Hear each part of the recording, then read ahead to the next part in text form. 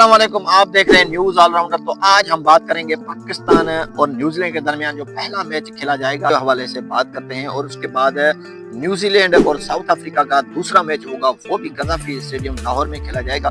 Gaddafi stadium की opening ceremony रात को की गई थी, शानदार ओपनिंग सेरेमनी थी। दुनिया को पाकिस्तान ने बता दिया कि we are cricket lover nations. जी हाँ, हम क्रिकेट से कितनी मोहब्बत करते हैं। इतने कम दिनों में हमने जो अपने स्टेडियम बनाकर दुनिया के सामने रख दिए हैं, आओ और देखो।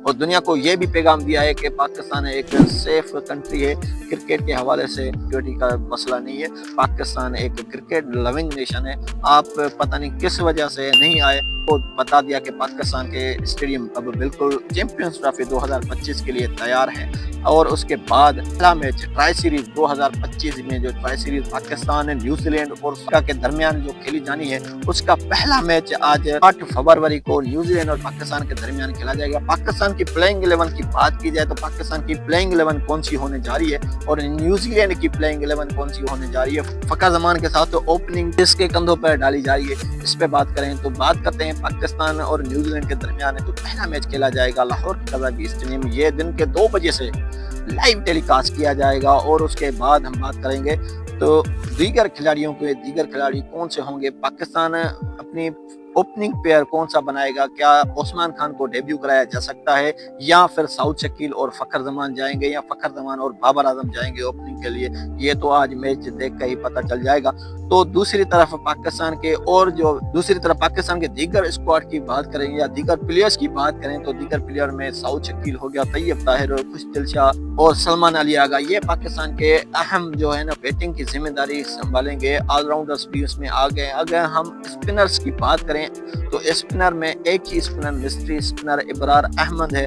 और उसके बाद फिर फास्ट बॉलर पाकिस्तान की आ जाती है, क्योंकि पाकिस्तान फास्ट बॉलिंग के हवाले से दुनिया में जाना जाता है कि फास्ट बॉलिंग पाकिस्तान की कैसे हैं। तो उनमें शाहीन शाह फिर भी आपको लीड करते दिखाई देंगे।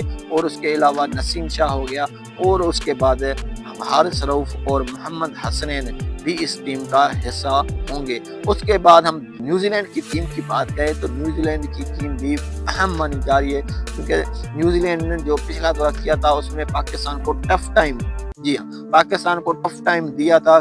ताकि वो सीरीज तो हार गए थे, ओडीआई सीरीज थी, लेकिन पाकिस्तान को एक हिला के रख दिया कि ऐसे वन साइडेड मैचेस नहीं, क्लोज मैच करके वो पाकिस्तान ने मैच जीते थे। लेकिन अब वक्त नया है, स्टेडियम भी नया है, पिचेस भी नहीं होंगी और कंडीशन भी नहीं हो चुकी है। तो देखना दिलचस्प ये होगा कि पहला मैच ट्राई सीरीज का किसके पलड़े में जाता है। न्यूजीलैंड के स्क्वाड की बात की जाए तो उसकी कमान मिचेल सेंटनर कर रहे हैं। फर्स्ट टाइम किसी भी आईसीसी इवेंट में मिचेल सेंटनर को न्यूजीलैंड की कमान दी जा रही है। और उसके बाद खिलाड़ियों में केन विलियमसन खेलेंगे।